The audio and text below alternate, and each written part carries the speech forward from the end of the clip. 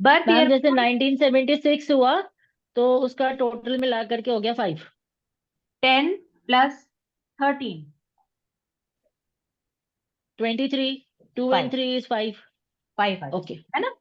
तो मतलब ठीक। आपके चारों डिजिट्स को जब आपने ऐड किया तो जो नंबर निकला, अगर अभी हम जब पीरियड साइकिल्स पढ़ेंगे तो हमें मालूम है कि भाई उसका असर हमको सबसे आखिर में दिखता है।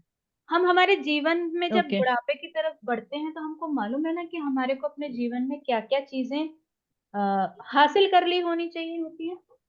बचपना तो नहीं रहना चाहिए हम्म। ना हमारे अंदर। तो यानी ये जो नंबर आपको बर्थ ईयर का जो नंबर निकलता है, ये वो लेसन्स हैं कि जब तक आप अपने बुढ़ापे में पहुंचे तब तक इसके जो भी अवगुण हैं वो आपके जीवन में से निकल जाएं। इसके जितने भी गुण हैं वो आप हासिल कर लें। आप उसके गुणों को अपने जीवन में एज लेसन, एज अपनी रिस्पॉन्सिबिलिटी समझ के अपने अंदर जब तक उसको आत्मसात नहीं कर लेंगे तब तक आप मेच्योर नहीं। तो यानी ये वो लेसन है जो हम मैम। बचपन से सीखते रहेंगे जब तक कि हम सीख नहीं जाते। अगर मेरा अगर बर्थ ईयर निकल रहा है ओके। तो अगर मैं बचपन से अपने मैम जैसे लीडरशिप का गुण नहीं लेकर आऊंगी तब तक मैं नंबर 1 के गुणों को नहीं अपना सकी, मैं मेच्योर नहीं हो सकी। ये बात होती है। अब जैसे तुम्हारा नंबर है 5, तो जब तक तुम नंबर 5 की वो जो तुरंत फुरत में करने वाली टेंडेंसी होती है, वो जो ओवर इंडल्जेंसेस को त्याग देने वाली टेंडेंसी चाहिए हमको, उन चीजों को अपने जीवन में नहीं लेके आओगी जब तक तुम मेच्योर नहीं हो। क्योंकि अवगुण छोड़ना है, गुण अपनाना है। हर चीज को फेयर तरीके से, लीगल तरीके से करना जिस दिन तुम समझ जाओगी उस दिन तुम मेच्योरिटी की तरफ आ गई। 5 के नेगेटिव इफेक्ट्स तुम्हारे जीवन में से खत्म हो गए। मतलब इसका काम सिर्फ इतना है कि हमको हमारी मेच्योरिटी तक पहुंचने के लिए क्या रास्ता अपनाना है। ये ओवर इंटेलिजेंस तुमको छोड़ना है, ये तुमको पॉजिटिव टेंडेंसीज अपनाना है, ये नेगेटिव टेंडेंसीज तुमको खत्म करनी है। ये सब चीजें समझ लेना हमारे लिए बहुत आसान नहीं होता ना। उसी के लिए तो हम अब कहते हैं कि भाई अपना लाइफ पर्पस समझ। तो ये चीजें समझ ली तो जो भी हमारा डेस्टिनी नंबर होगा, जो भी हमारा लाइफ पाथ नंबर है, उसको भी फॉलो करने में हमें मदद मिल जाएगी। तो हम जब पाइथागोरियन को समझते हैं तो हमें मालूम पड़ता है कि ये जो उनने दशाएं बनाई है ना, जो हम अभी पीरियड साइकिल्स पढ़ेंगे आगे नेक्स्ट चैप्टर में, वो इसी बेस पर बताई हैं कि भाई आपको ये नंबर की समझ आ गई तो आपके लिए ये दशा का नेगेटिव इफेक्ट खत्म। उनने ये दशाएं इसलिए नहीं बनाई है कि भाई इसमें ये इवेंट हो जाएगा तो आपको ये हासिल हो जाएगा, नहीं। आपको इस नंबर के ये लेसन समझ में आ गए तो आपके लिए जीवन आसान है। पाइथागोरियन का बेस ये है, राइट। और कोई क्वेश्चन इस पे? प्रीति समझ में आया क्या बोला मैंने? हाँ मतलब मैम जो ये टोटल नंबर है वो अपने लाइफ में लेसन सीखने को दर्शाता है। हाँ, आपको इन लेसन्स को समझ लेना है कि भाई मेरे अंदर ये गुण होने चाहिए। अगर ये गुण आ गए हैं तो मैं तो सही रास्ते पे जा रही हूँ। अगर अभी भी अवगुण है तो मुझे इस लेसन को समझना है अभी। जैसे मेरा लाइफ पाथ नंबर है 8, पर मेरा जो बर्थ ईयर नंबर है वो है 2।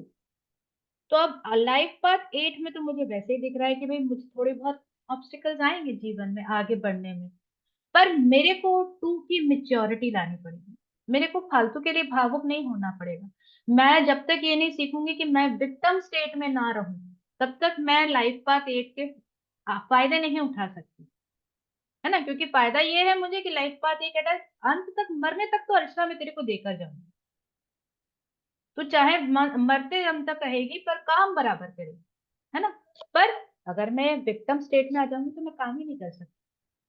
तो नंबर 2 मुझे क्या सिखा रहा है? मुझे अपने को कभी भी विक्टिम स्टेट में नहीं डालना है। जिस भी दिन मैं डालूंगी उस दिन मेरा मेच्योरिटी लेवल गिर गया। मैं आंसू बहाती बैठकर किसी को भी अच्छी नहीं लगती, राइट। तो हमको इस तरीके से नंबर की टेंडेंसी को लर्न करना होता है। आगे बढ़े। I've got a question, number ma'am. 5 की बात कर रहे थे हम। मुझे कुछ पूछना है मैम। हाँ जी। मैम सुषमा अभी जी हैप्पी बर्थडे। थैंक यू ओहो, आज तो दोनों जनों का बर्थडे जैसे मेरा अभी 20 तारीख है। चलो चलो कैंडल जलाओ सब लोग। थैंक सामने यू कैंडल केक रखा है। पूजा सुषमा जी काटो। Happy birthday. हाँ जी। I have got such a big candle.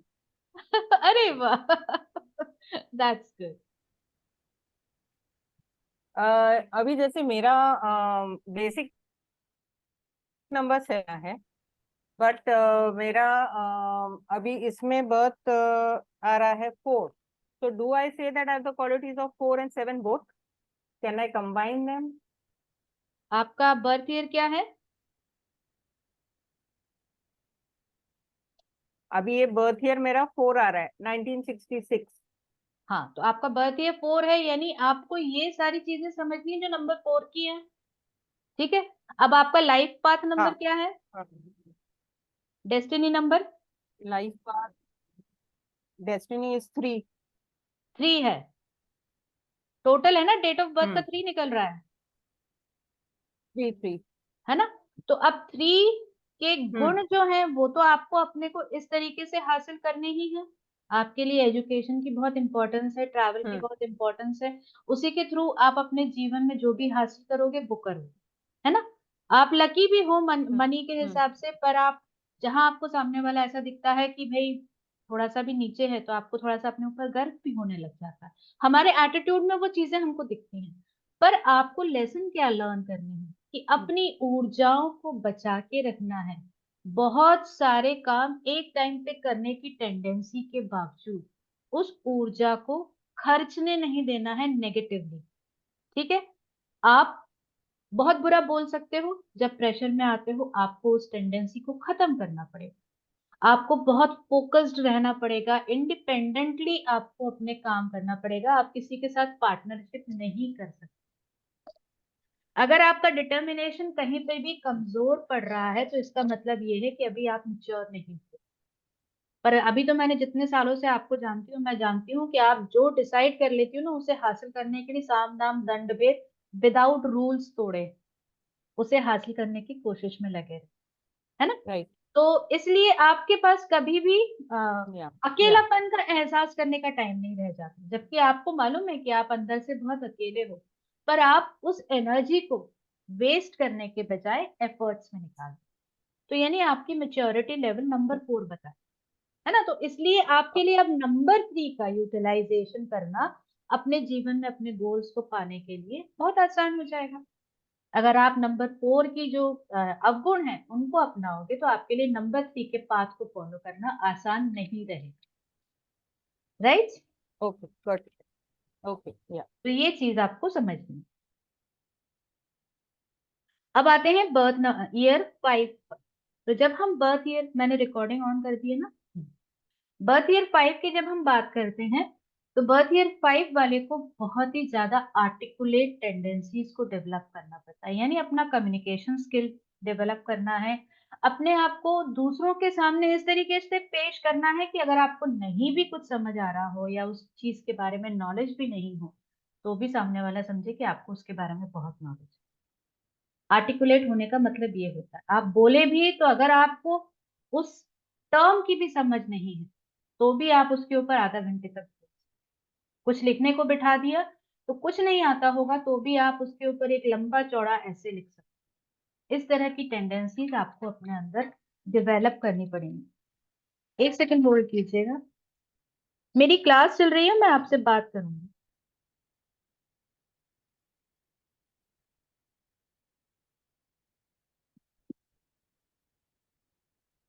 तो नंबर 5 वाले, इनका जो शुरुआती जिंदगी होती है उसमें, चाहे आप इनको शुरुआती जिंदगी को किसी भी तरीके से ले लें, क्योंकि लेडीज की तो शुरुआती जिंदगी दो तरीके से होती है। एक तो माता पिता के घर में जब हम बर्थ लेते हैं, दूसरी जब हम शादी होकर आते हैं। तो वहां पे इनको देखने को मिलेगा कि भाई शुरुआती जिंदगी में तो हमारे पास रिसोर्सेस कम थे। ठीक है ना?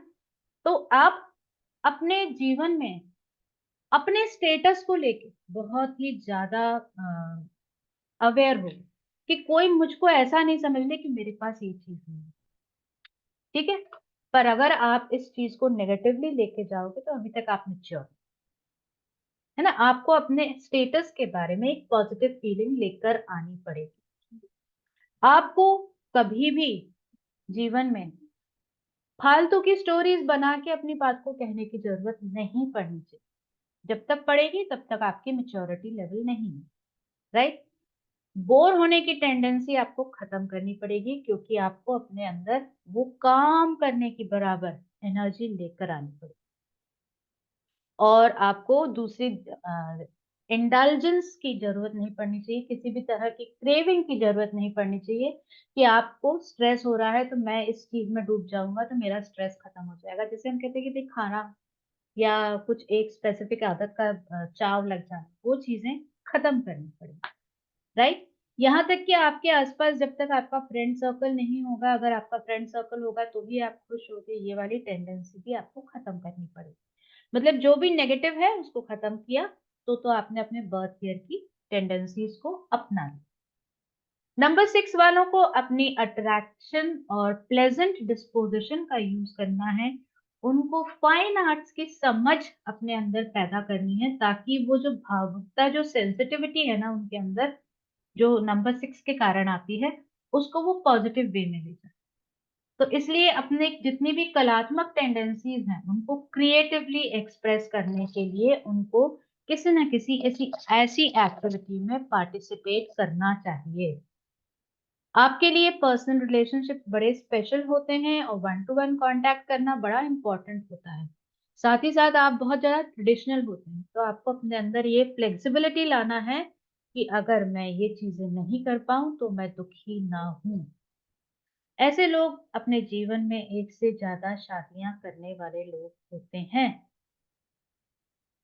नंबर 7 की बात करें तो नंबर 7 वाला बड़ा ही सेंसिटिव व्यक्तित्व होता है। अगर साइकिक नहीं हुआ तो आपकी सेंसिटिविटी जब तक आपको हर्ट करती रहे तब तक आप नंबर 7 के रूप में मेच्योर नहीं हुए, है ना।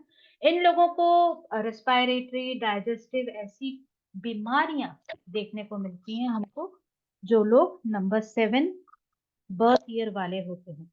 तो इसका ही ये मतलब हम जानते हैं कि रेस्पिरेटरी बीमारियां कब होती हैं। अगर आपने रेकी पे ध्यान दिया होगा तो हमको मालूम है कि जब भी आपके अंदर एक खुला दिल, एक एनर्जी का फ्लो रुक जाता है तो रेस्पिरेटरी प्रॉब्लम्स होती हैं, आप केज में महसूस करते हो। डाइजेस्टिव प्रॉब्लम्स कब होती हैं? जब आप चीजों को लेट गो करना नहीं सीखते।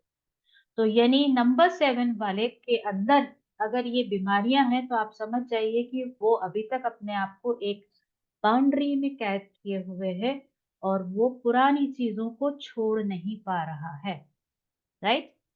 तो आपके अंदर ये बीमारियां कब दिखती हैं? जब आप स्ट्रेस्ड होते हैं इन चीजों को लेकर। तो यानी आपका स्ट्रेस लेवल कम होना चाहिए। इन बीमारियों से बचने का तरीका क्या ढूंढते हैं ये लोग? कि हम ज्यादा खा लें, या हम अल्कोहल में डूब जाएं, या ड्रग्स में डूब जाएं। नंबर 7 बर्थ ईयर वाले, तो अगर उनमें आपको ये टेंडेंसी दिख रही है तो अभी वो मेच्योर नहीं है। आपको उनको इन चीजों को में इंडल्ज होने से रोकना है। इनके जीवन के या तो शुरुआती सालों का कुछ ना कुछ एक रहस्य होता है, या फिर इनका बर्थ के टाइम या उस पीरियड के दौरान कुछ ना कुछ ऐसी घटनाएं हुई होती हैं जिसको कि लोग छुपा रहे होते हैं। तो या फिर इनके परिवार में ऐसा कोई मेंबर होता है जो कि मेटाफिजिकल एक्टिविटीज में इन्वॉल्व होता है, जैसे कहते हैं ना हम कि कोई तांत्रिक विद्या में होता है या उसके ऊपर कुछ किया धरा होता है। ऐसा उनके साथ हुआ होता है जिनके बर्थ ईयर 7 निकलते हैं उनके परिवार में। तो वो अपने आप को ना दूसरों से अलग मान के चलते हैं। तो ये आपके अंदर की ये जो फीलिंग है कि मेरे यहाँ मेरी फैमिली में या मेरे जन्म से रिलेटेड कोई भी एक रहस्य है तो मैं अलग हूँ, ये फीलिंग को आपको अपने अंदर से पूरी तरह से खत्म करना होता है। इनको हमेशा एक बेहद परफेक्ट रिलेशनशिप की चाह होती है, पर हम जानते हैं कि हर कोई एक ह्यूमन टेंडेंसी के साथ होता है तो उसके पास फ्लॉज तो होंगे ही। तो इनको अपनी इस चाह के ऊपर काम करना चाहिए और एक्सेप्टेंस मोड में आना चाहिए, तो इनकी ये बीमारियां भी खत्म हो जाती हैं। नंबर 8 की बात करें तो नंबर 8 वाले व्यक्तित्व जो होते हैं जिनका बर्थ ईयर एट निकलता है वो बड़े ही सीरियस काइंड के, जैसे कि हमने पढ़ा था आज टाइप 8 में। प्रैक्टिकल, अपने बारे में बड़े ही क्रिटिकल विचार रखना, अपनी खुद की ही कमियों को ढूंढते रहना, उनको सामने लाने की कोशिश करते रहना, और एक जो जनरल बिहेवियर होता है ना जीवन का, कि भाई हम हंस रहे हैं, बोल रहे हैं, लोगों के साथ उठ बैठ रहे हैं, अपने काम के साथ साथ रिलेशनशिप भी निभा रहे हैं, वो चीजें उनके लिए बहुत मुश्किल होती हैं। तो अगर उनका बर्थ एट 8 है, बर्थ ईयर 8 है, और आप जान रहे हैं उस व्यक्ति को कि उसमें चेंज आ चुका है, तो मान लीजिए वो मैच्योर 8 हो चुका है ना। इन लोगों ने अपने जीवन में शुरुआती टाइम में ना बहुत ज्यादा डिसिप्लिन में रहना पड़ा होगा इनको, या इनके ऊपर बहुत सारे बंधन रहे हुए हो, तो ये अपने जीवन में वही एक्सपीरियंस कर रहे होते हैं अभी तक। तो अपने आप को इनको इस पास्ट से बाहर निकालना पड़ता है, राइट। किसी भी काम को लेकर ना ये अब अपना रवैया इस तरीके का बना लेते हैं कि मैं इससे ना ज्यादा एक्सपेक्टेशन नहीं रखूंगा, नहीं तो ये काम फेल हो जाएगा। क्योंकि एट वाले के साथ हमेशा ये होता आता है कि भाई आप जब भी एक्सपेक्ट करते हैं कि हमको बहुत अच्छे रिटर्न्स मिलने हैं, उस टाइम पे नहीं मिलते, या हमको ये व्यक्ति हेल्प करेगा, उस टाइम पे वो व्यक्ति हेल्प नहीं करता। तो हम धीरे धीरे अपना रवैया ही ऐसा बना लेते हैं कि भाई मैं एक्सपेक्टेशन ही नहीं रखूंगा, मैं ये करूंगा ही नहीं। तो वो रवैया इनको त्यागना पड़ेगा, तभी आप एट के लेसन को समझ पाए, एट के ऑब्लिगेशन को अपने जीवन में जगह दे पाए। बर्थ ईयर 9 की बात करें तो बर्थ ईयर 9 वाले जो होते हैं ना, ये बहुत जल्दी बदल जाते हैं। आप इनको समझ ही नहीं सकते कि आज तो ये बड़े खुश हैं, कल आप जाके बात करोगे तो ऐसा लगेगा कि बरसों से बीमार डले। तो इनका मूड किस दिन कैसा होगा ये आप नहीं समझ पाते, और इनका किसी भी काम में से इंटरेस्ट एकदम से खत्म हो जाता है। तो ये किसी एक प्रोजेक्ट पे काम नहीं कर पाते, राइट।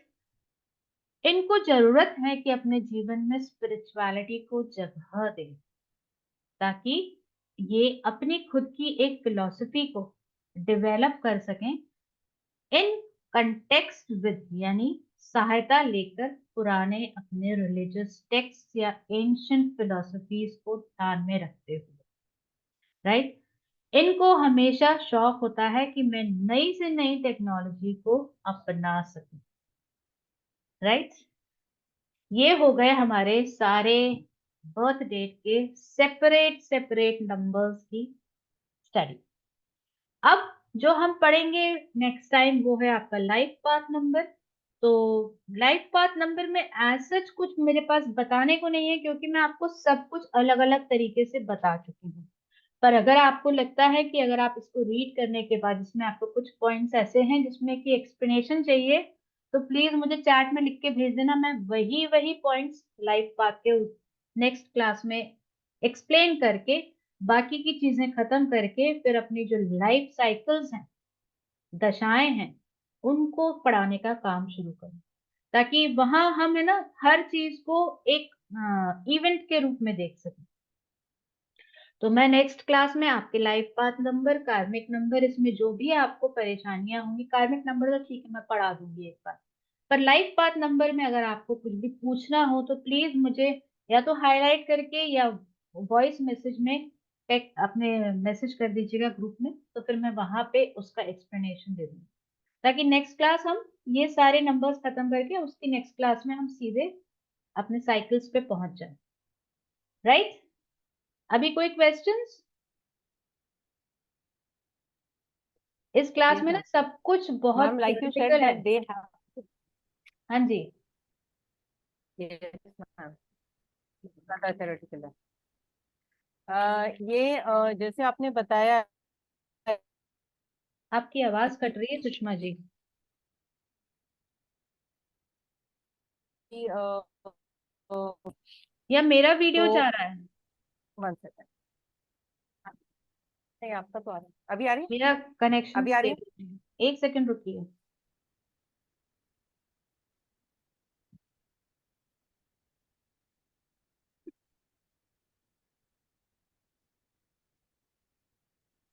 हाँ जी अब बोलिए।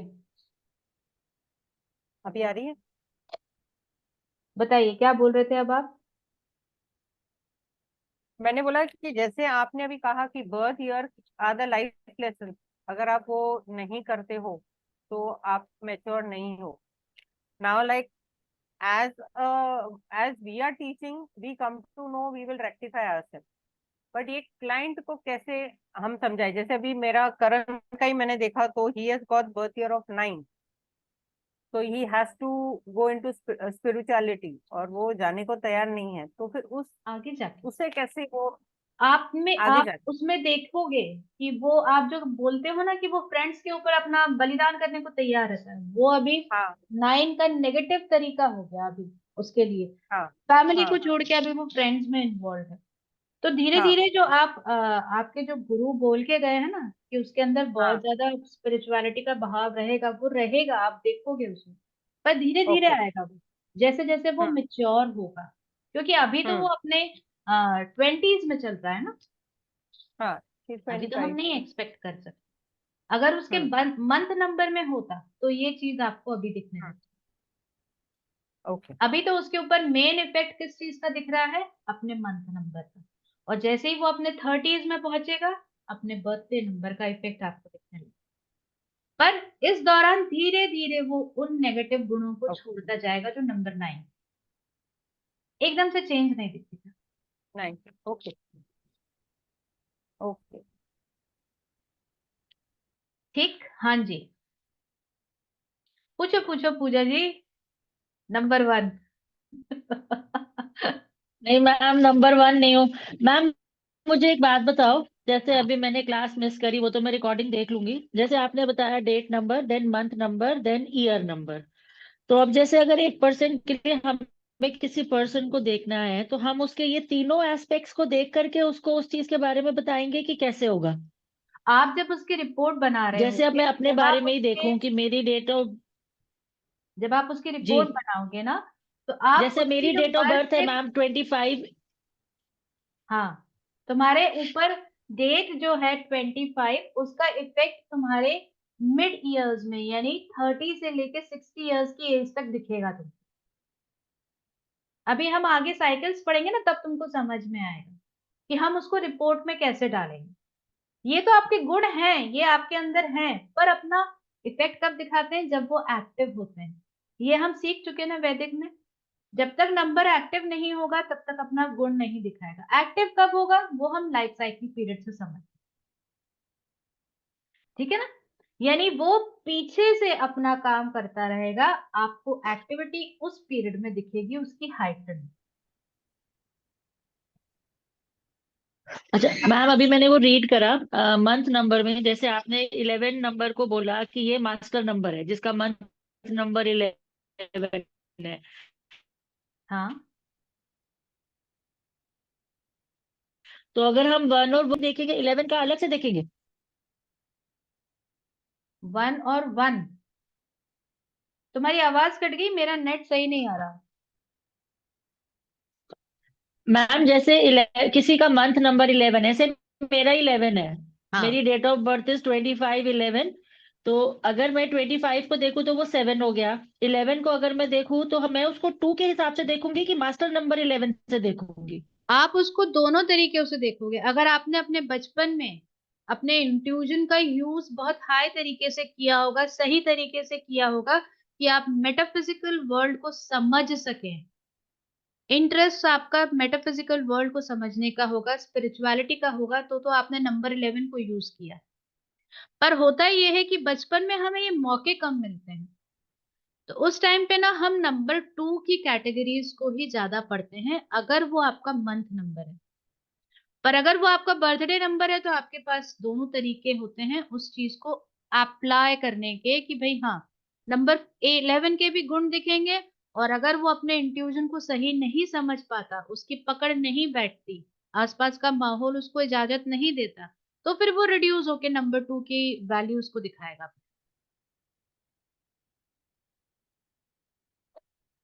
मास्टर नंबर तभी इफेक्ट दिखाते हैं जब आपके आसपास का माहौल ऐसा हो। जैसे अब मेरा भाई है, ठीक है, बचपन में वो बहुत ज्यादा स्पिरिचुअल था, पर जैसे ही वो 20s को क्रॉस किया ना, उसने, हनुमान जी का भयंकर भक्त था, मतलब वो गलती से भी ना किसी को घर में अंडा, मिर्ची, प्याज ये सब चीजें भी नहीं खाने देता था सैटरडे होने को। तो अब वो ऐसा हो गया है कि वो बाहर रहता था, तो अब उसके लिए तो ये सब चीजें इंपॉर्टेंट ही नहीं है।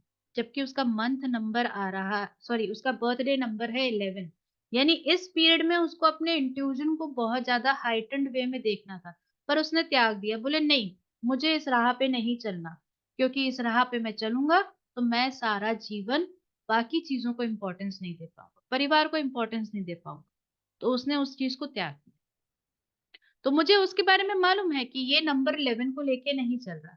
तो हम सामने वाले की जो दिनचर्या होती है, जिस तरीके का बिहेवियर वो दिखा रहा होता है, उस बेसिस पे उसके नंबर का इफेक्ट जज करें। कभी भी किसी से सिर्फ डेट ऑफ बर्थ लेके आप उसके बारे में कुछ नहीं बोलेंगे जब तक कि आप उससे एक लंबी चौड़ी बातचीत नहीं करें।